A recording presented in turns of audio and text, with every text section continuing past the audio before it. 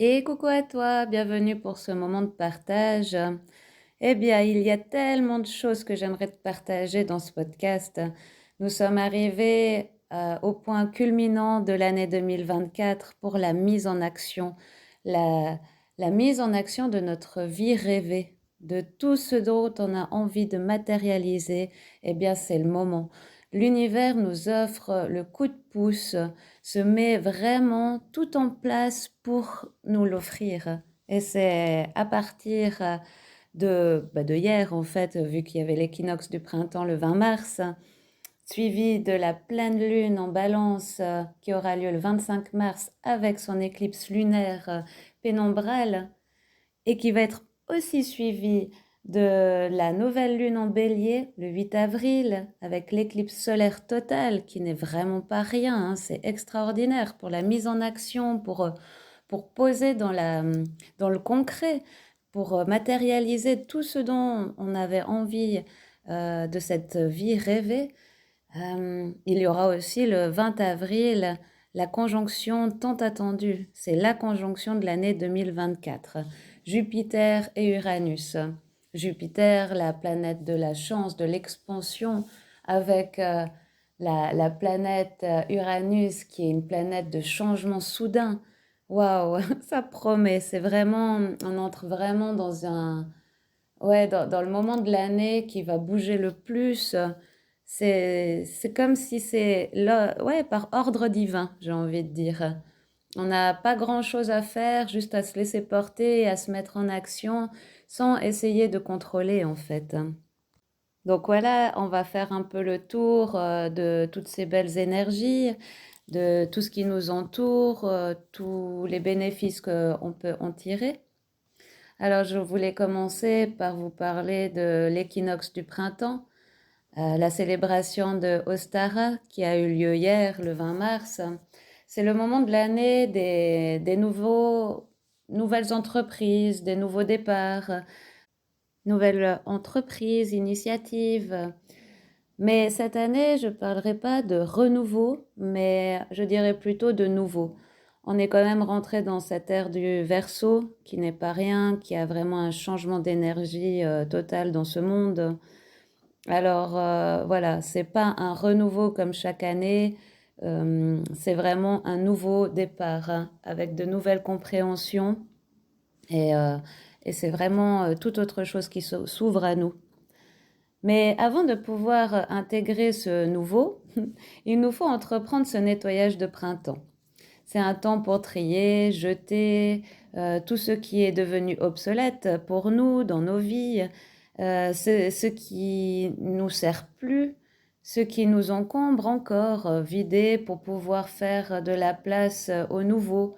Et ce nettoyage ne se fait pas seulement en fait dans nos maisons, dans nos foyers, il s'entreprend également en nous, à l'intérieur de nous purifier notre corps, faire cette fameuse cure du printemps, hein, remettre au sport, sortir davantage dans la nature, se remettre en fait en mouvement, en action, mais porté par les énergies du moment, avec cette pleine lune en balance et son éclipse lunaire, justement, je pense que pour ce nouveau et non pas renouveau printanier, je parlerai ici d'une grande fin pour un grand début. Voilà. Et on est encore dans cette grande fin. Je pense que pour réellement acter ce nouveau départ que l'on attend tous, il faudra attendre après justement le 8 avril, avec la conjonction de l'année justement, le 20 avril également. C'est plutôt entre mi-avril, fin avril qu'on va acter dans la matière. Là, pour le temps, il nous est plus demandé justement de peut-être aller revoir, revisiter nos émotions, nos valeurs, nos envies, ce qui émerge en nous, ce qui remonte à la surface, pardon, avec la pleine lune en balance. Nous entrons également dans un équilibre. Le jour et la nuit sont de la même durée. L'intérieur et l'extérieur également. De pouvoir matérialiser dans la matière, plus concrètement, plus facilement, on va voir beaucoup plus clair aussi. Faut pas oublier que c'est un passage, d'un signe d'eau à un signe de feu, hein. Là, depuis hier, le soleil est rentré dans le signe du Bélier. C'est le premier signe zodiacal. D'ailleurs, c'est le nouvel an astrologique, hein. On démarre une nouvelle année, bah, voilà, dès le 20 mars. Donc la mise en action, l'initiation avec audace, tout est possible, hein, à condition de se mettre en action. Le bélier est là pour nous montrer justement ce côté-là qu'il porte, hein. Il porte la force, le courage. C'est le premier signe zodiacal, c'est pas pour rien, hein. C'est lui qui nous pousse dans l'action et puis de nous dire, bon, allez, maintenant on se bouge, on y va, parce que sans action, il n'y a rien du tout en fait qui se manifeste. Les envies, tant qu'elles restent des envies, bah, il n'y a rien qui se passe. Voilà, il faut vraiment se mettre en action. C'est un signe qui est relié au printemps. Le printemps, c'est la petite pousse qui sort de la terre.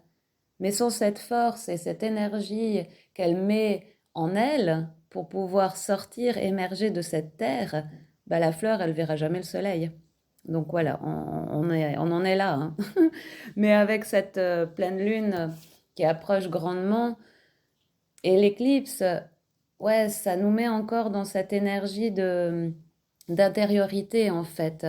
C'est comme si notre conscience est en plein reset. En fait, c'est une mise à zéro. C'est pour atteindre un libre arbitre. On est poussé, porté par le plan divin.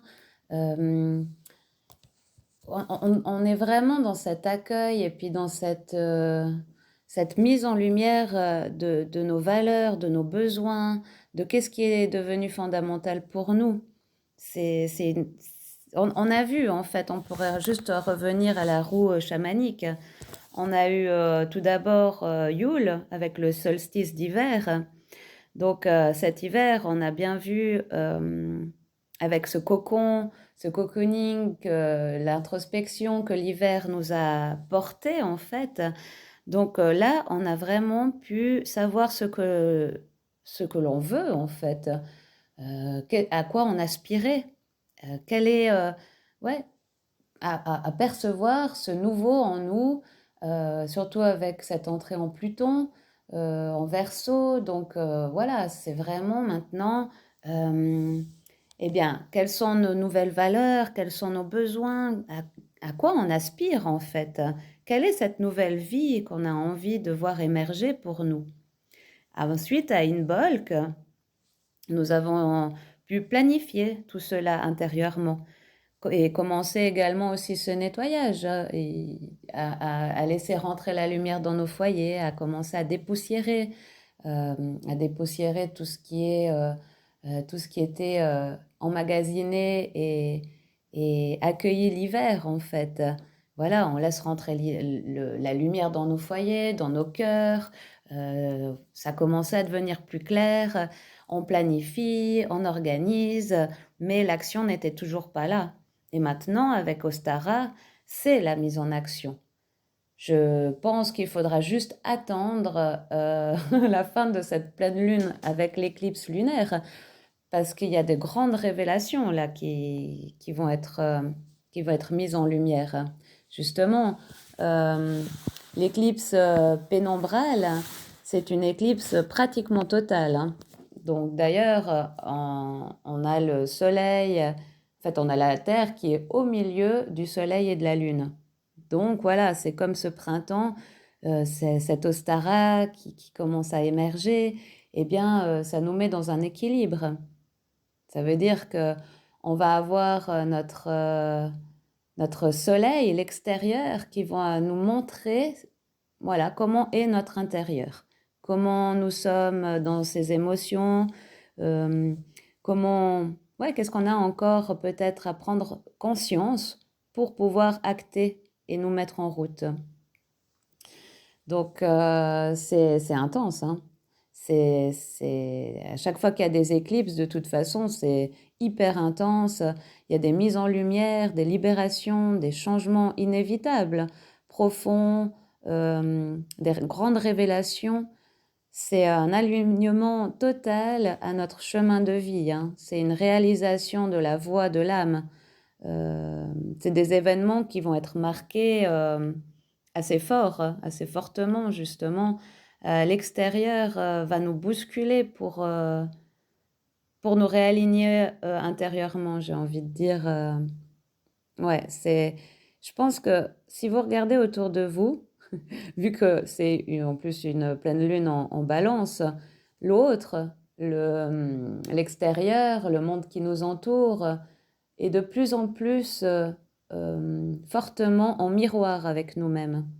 C'est-à-dire que s'il y a des choses chez une amie ou un conjoint, ou même côté professionnel, hein, que ce soit les clients ou bien les collègues, ça va quelque chose qui va nous mettre en miroir. Ça veut dire que tout ce qui va nous déranger chez l'autre va nous percuter nous-mêmes en remise en question, nous dire ah waouh, ben voilà, je porte encore ceci ou cela ou cette blessure et voilà, on va se remettre en question, on va se dire qu'on n'a plus envie de ça, que maintenant on est sur le départ, mais vraiment on attend juste le coup de feu pour pouvoir démarrer à toute puissance hein, avec le bélier.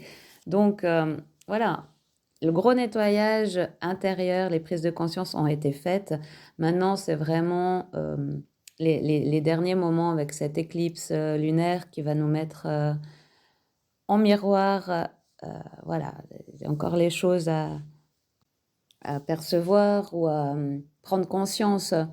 Mais les miroirs peuvent être aussi à l'inverse très positifs. C'est-à-dire qu'on va admirer quelqu'un. On va se dire, waouh, cette personne, comme elle a la facilité à matérialiser les choses dans sa vie, ou waouh, mais comment elle fait, cette personne, pour pouvoir être tellement elle-même. Bah voilà, c'est des miroirs, hein. On porte ça en nous, en fait, quand on admire quelqu'un, cette admiration qu'on porte à l'autre, en fin de compte, c'est qu'on porte cette même énergie en nous. Donc, cela nous demande simplement de la retrouver en nous, de la retrouver pour pouvoir la mettre en lumière et puis la mettre au service de notre vie en fin de compte. Donc voilà, les miroirs, ça peut être autant des mises en lumière sur notre côté ombre, hein, ce qu'on porte encore, qui nous met des barrières, qui nous empêche d'être nous-mêmes, ou alors à ce qu'on aspire réellement. Parce que, voilà, l'admiration n'est pas réellement normale en fin de compte. Parce que quand on admire quelqu'un, c'est qu'on laisse notre pouvoir à l'extérieur. Et, et ici, à l'ère du Verseau, ça nous est quand même demandé d'être alignés totalement et complètement à nous-mêmes. Le Verseau, c'est un signe de liberté. Et pour atteindre la liberté, à mon avis, c'est d'atteindre cette complétude. Ne plus attendre, ne plus attendre que l'extérieur nous, nous apporte ce dont on a besoin. Nous sommes capables de nous apporter tout ce dont nous avons besoin. Nous sommes des êtres complètement complets. On peut s'apporter tout l'amour qu'on a besoin, tout le respect dont on a besoin. Mais le plus important, c'est que d'une fois que nous sommes des êtres complets, de pouvoir le partager avec le monde, de pouvoir être en communion totale avec justement les gens qui nous entourent, le monde qui nous entoure. Et là, on est complètement dans le signe de la balance. Parce qu'en fait, si on regarde cette pleine lune, une pleine lune, c'est toujours un temps de mise en lumière hein, sur ce que je viens de dire, sur ces miroirs, sur ce qu'on porte encore. Mais le signe de la balance, c'est un signe qui va complètement chercher l'harmonie. L'harmonie dans le côté social, hein, amical, relationnel, amoureux.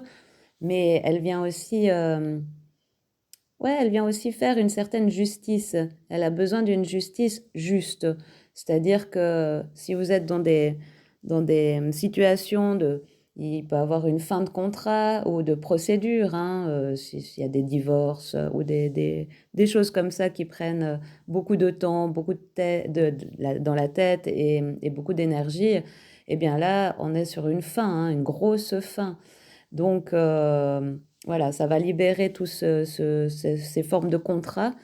Mais on peut aussi parler de la justice divine, de ces dettes karmiques que l'on a peut-être fini de payer.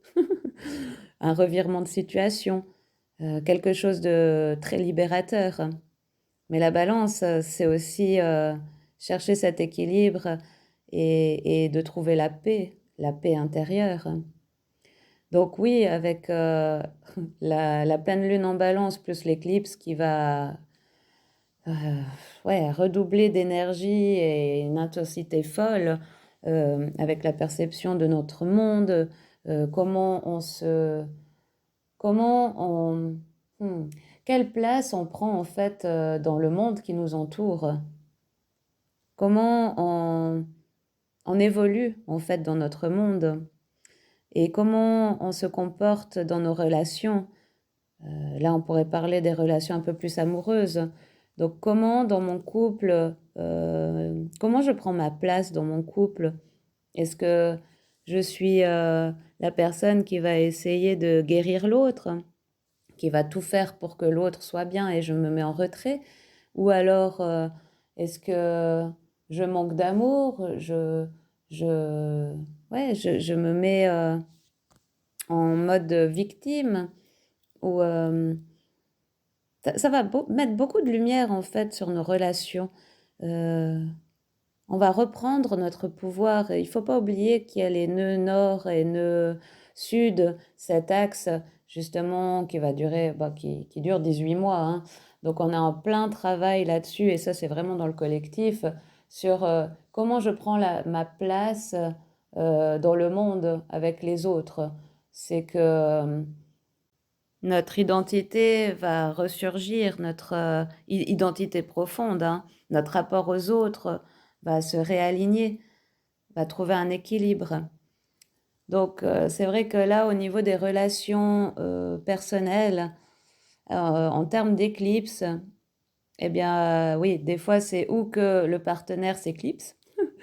Il y a des ruptures parce que, voilà, c'est mis en lumière et ça nous apporte plus rien. Donc, il peut avoir autant de ruptures que de coups de foudre amoureux, que sur le plan divin, que voilà, c'est aligné et il y a des rencontres qui vont être, enfin, qui sont destinées. Donc, elles vont se présenter là maintenant, ou alors ces ruptures parce que, bah voilà, la personne en a fait le tour et ça nous apporte plus rien pour ce nouveau départ et, et notre futur en fin de compte. Là, maintenant, je vais juste faire une petite parenthèse pour nous, les femmes, en parlant que du côté féminin. Je pense que je ressens très fortement, hein, et puis je vois aussi beaucoup autour de moi, ces femmes, et même moi, hein, qui veulent reprendre sa juste place et son autorité intérieure, reprendre son pouvoir, mais son pouvoir divin. Euh, Reprendre et réactiver sa capacité à se suffire à nous-mêmes. C'est-à-dire que nous sommes très intuitives, très émotionnelles, euh, mais nous avons besoin de ce côté masculin. Mais là, avec cette éclipse lunaire, euh, nous allons, j'ai envie de dire, tomber en amour pour nous, pour qui nous sommes.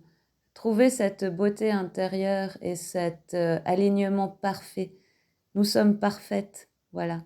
C'est vraiment le mot qui vient. C'est nous sommes parfaites, nous sommes comblées, nous nous suffisons. Nous allons plus chercher à l'extérieur de nous amour, succès, je sais pas moi, voilà, tout ce qui pourrait nous rassurer en fait. On se rassure toute seule parce qu'on sait qu'on est comblé, qu'on est parfaite et que on est un tout. On est déjà amour et bienveillance avec nous-mêmes. On est complètement parfaite. D'ailleurs, je ne sais pas si ça parlera à tout le monde, mais au niveau des règles aussi, ça peut être totalement déréglé en ce moment. Ça peut être, ouais, il peut y avoir du retard ou des coupures, dans les menstruations. On travaille réellement ce côté féminin et la place de la femme dans la société, mais de notre point de vue, hein. Je parle pas, du côté féministe, ou tout ce genre de choses. Non, non. Je parle juste que notre regard par rapport à nous-mêmes va changer grandement par rapport à nos relations, par rapport à cet équilibre de donner et recevoir. Voilà, et c'est une belle chose, hein. C'est reprendre totalement son pouvoir de décider, de acter nos envies et nos besoins, dans le monde extérieur. Voilà pour la petite parenthèse, sur les femmes. Mais, mais c'est pour tout le monde pareil, hein. Heu, Là, entre les 2 éclipses et la pleine lune en Balance et la nouvelle lune en Bélier, c'est vraiment reprendre son pouvoir et la mise en action. Voilà. Bon, on va faire un petit tour, des planètes et voir un peu leurs messages. Alors, il y a Vénus, en ce moment qui est conjointe à Saturne. Donc c'est une mise en lumière sur nos relations, nos valeurs, les dissonances, qu'il peut avoir, côté affectif, sur nos attentes, peut-être le manque d'amour, ou les barrières qu'on se met, les barrières émotionnelles. Heu, Comme je l'ai dit avant, hein, il y a beaucoup, justement ce côté, miroir, hein. L'autre est notre miroir, ce qui va, ouais, pour certains, réactiver certaines blessures, style le rejet ou l'abandon. Voilà. Mercure, elle est conjointe à Chiron. Alors, là, c'est une, conjonction, assez importante. C'est, la conjonction qui a débuté, hier, le 20 mars, jusqu'au 8 mai. Donc, ça nous laisse quand même pas mal de temps, pour travailler là-dessus. Elle va nous mettre, en lumière l'histoire de nos blessures. En fait, elle va nous mettre en lumière l'histoire, transgénérationnelle ou l'arbre de vie, de nos ancêtres, le pourquoi du comment, en fait, et aussi l'histoire, hem vous savez, quand on est petit, on veut tellement plaire des fois à nos parents qu'on va porter, leurs attentes ou leurs besoins, sur nous, mais ce n'est pas nous. Je ne sais pas si vous arrivez à me suivre là? C'est, par loyauté familiale, parce que ça peut même, remonter sur d'autres, ancêtres, hein, les grands-parents ou même les arrière-grands-parents. En fait, ça reste dans nos mémoires cellulaires. Mais par loyauté familiale, si par exemple, je vais prendre un exemple. Si par exemple, on avait, des grands-parents qui étaient pauvres, il est possible que dans cette vie, on ne s'autorise pas, l'abondance financière, par loyauté familiale. Parce que, ça serait quand même, désobligeant et inconvenant de faire mieux que nos grands-parents qui nous ont enseigné tant de choses. Voilà, ça c'est la loyauté familiale. Mais il peut y avoir plein de choses comme ça. Peut-être qu'on n'a pas été attendu aussi. C'est-à-dire que c'était une grossesse, qui était non désirée. Du coup, on va réaliser aujourd'hui qu'on a peut-être de la peine et vraiment, oui, beaucoup de peine à nous mettre, à prendre notre place sur cette terre, à nous donner le droit d'exister, par exemple. Voilà. C'est vraiment ces exemples-là, en fait, donc l'histoire de nos blessures, l'histoire, dans la généalogie, de nos ancêtres. Nous allons justement recevoir les outils de guérison pour entreprendre, hein, cette nouvelle perspective de vie. On va, revisiter, bah, d'où on vient, pour pouvoir, avoir de nouvelles compréhensions, pour, identifier, notre, autosabotage. Parce que voilà, on est très, ouais, très doué pour, nous auto-saboter, quand on a de nouveaux projets à mettre en action. Si on n'est pas totalement aligné avec, ce qu'on a envie et qu'on n'a pas été revisiter toutes ces blessures et guéri, toutes ces choses qu'on porte, et ben, il y aura toujours une part en nous qui va nous dire, «Mais non, tu mérites pas» ou «Ah, tu es pas légitime de recevoir ceci, cela». C'est pour ça que les projets, n'aboutissent pas. Quand il y a encore des choses lourdes en nous, ben, voilà, ça peut pas être, une totale abondance dans nos vies. Jusqu'au jour où on prend conscience, voilà, de ce qu'on porte encore. Et c'est un joli cadeau, justement, de cette conjonction. Mercure, qui est quand même la planète de la compréhension, hein, c'est comment on évalue les choses, comment on communique avec le monde, bien sûr, mais c'est l'intellect. C'est là où on va, justement reparcourir l'histoire, peut-être de nos ancêtres, ou alors les parents vont tout d'un coup nous parler d'un grand-papa, d'une grand-maman, ou, vu que je parlais des miroirs, ça peut être une amie qui nous parle de ses parents et pouf, ça fait tilt pour nous. Voilà, c'est ça les cadeaux de l'univers. L'univers va nous apporter les outils, les choses, qu'on a besoin pour avoir une compréhension de comment on fonctionne. Et ce qui est merveilleux, c'est que c'est assez unique, hein. Là, Mercure, avec Chiron, en ce moment, en plus, Mercure va rétrograder, donc ralentir, donc on aura le temps de vraiment approfondir cela, parce que ça parle de notre identité, de qui nous sommes. Avec, cette, conjonction, hein, qu'il y a là, Mercure, Chiron, il y a aussi dans l'axe comme j'en ai parlé aussi avant, du nœud nord et du nœud sud, qui va exactement nous poser la question: «Quelle est ma place dans mon monde?» Mais j'en ai parlé tout à l'heure, donc ça va avec, hein. Heu, il y a des questions et ouais, des questions qui vont sûrement remonter à la surface du fameux: «Qui suis-je?» Est-ce que j'ai, le droit d'être ici sur terre ou alors d'entreprendre certaines choses ou actions? Et la fameuse grande question existentielle aussi: «Est-ce que mon existence a-t-elle un sens?»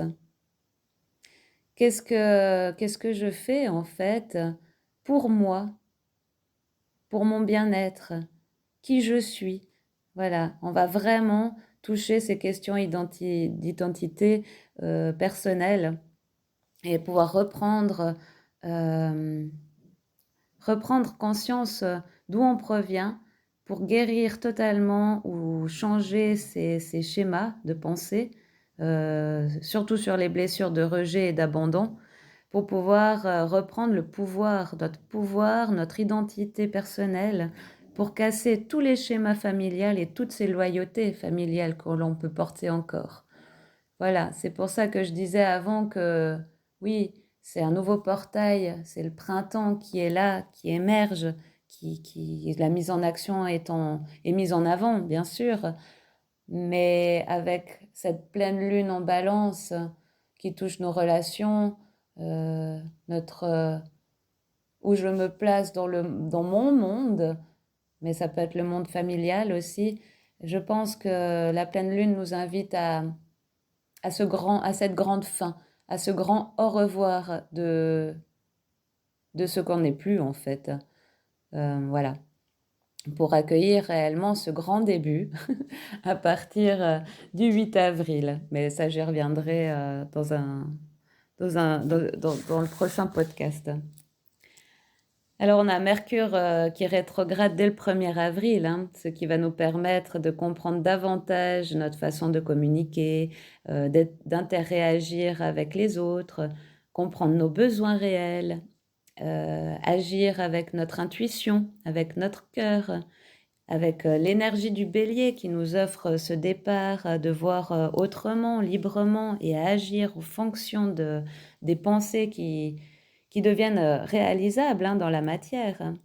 Donc, là, c'est vraiment une chance, hein. C'est vraiment une chance de mettre en lumière, tous ces vieux schémas, tout ce qui peut, ouais, tout ce qui faisait notre ancien nous, en fait. Voilà, cette, grande fin merveilleuse pour ce ce nouveau départ, une nouvelle vie dans cette ère du Verseau. C'est juste magnifique. Mars, la planète Mars est en Poisson. Alors, Mars en Poisson, bah, il n'est pas très à l'aise, hein, c'est pas vraiment son signe.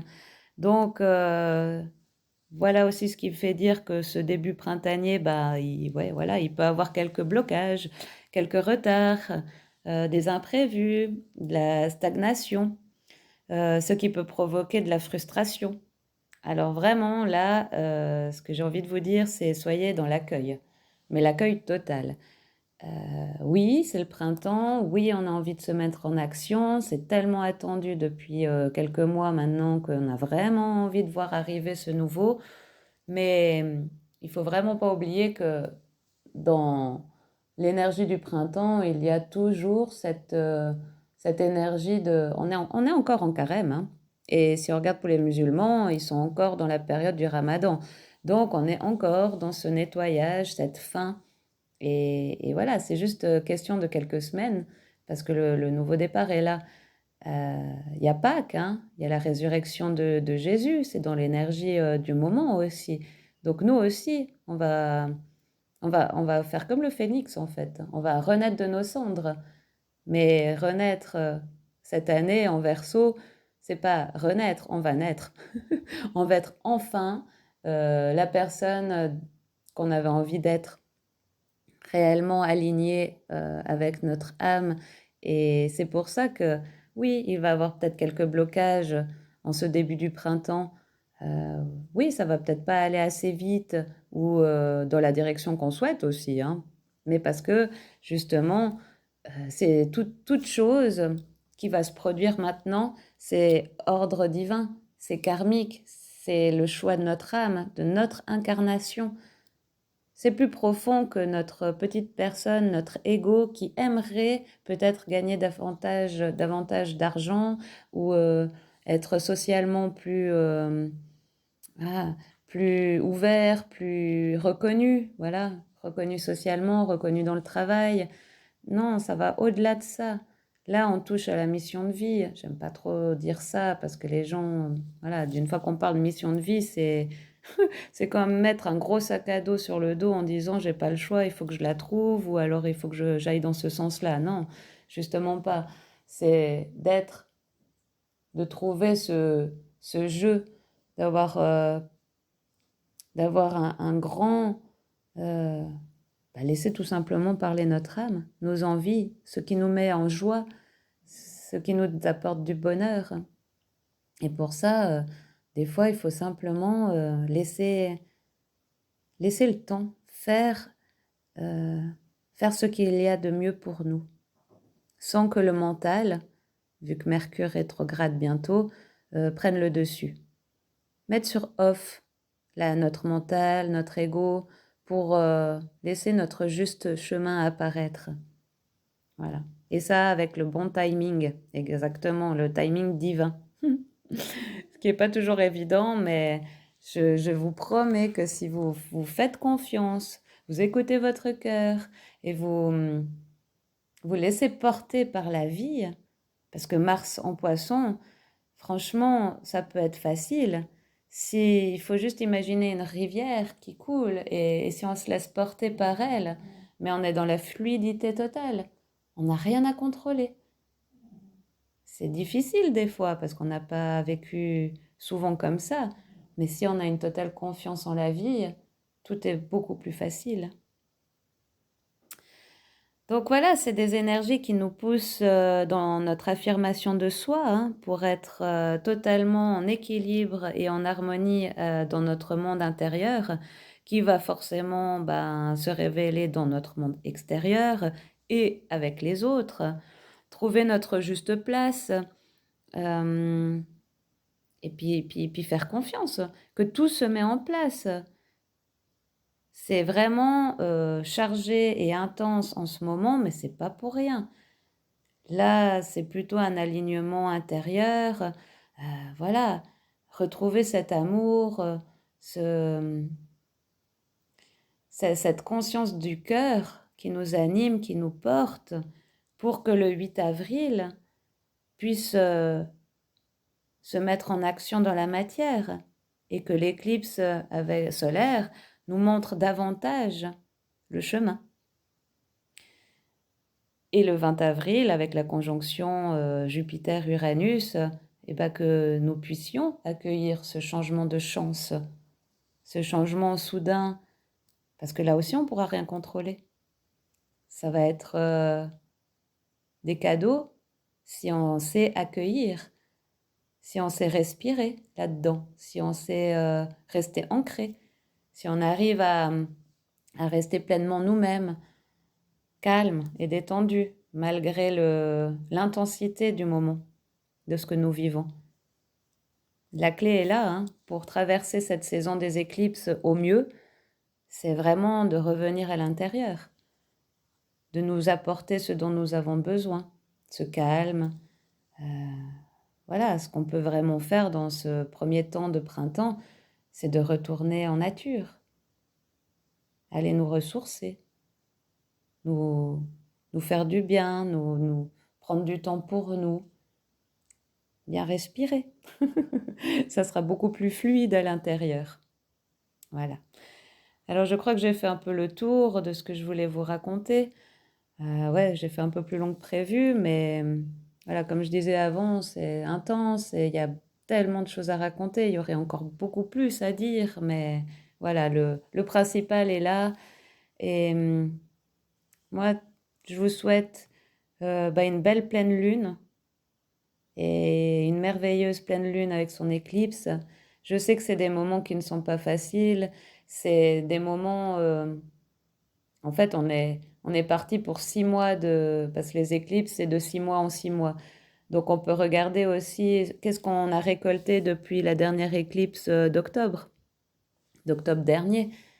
Quel vœu on a fait, parce qu'il ne faut pas oublier que la saison des éclipses, c'est des saisons chargées intensément d'énergie, mais c'est magique.